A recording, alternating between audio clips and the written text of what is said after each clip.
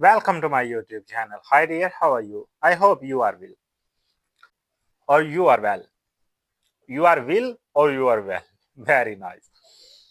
In this video, we will learn how to use on behalf of in English. Everything will be easy if you watch this video till the end. So first of all, we have to understand the meaning of on behalf of. On behalf of is used to represent someone, or we can say that representing someone.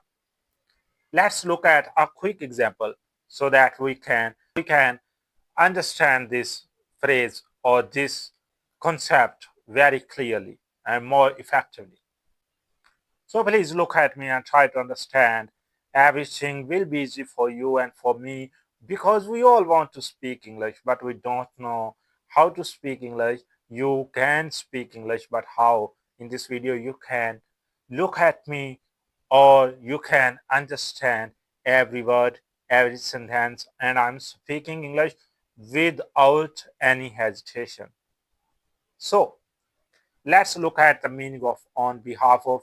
We have understood on behalf of means to represent someone or representing someone. For example, I'm meeting you on behalf of my father. In this sentence, you can see that I'm representing my father. Let's look at one more example so that we can understand more clearly this word or this phrase or these words or on behalf of.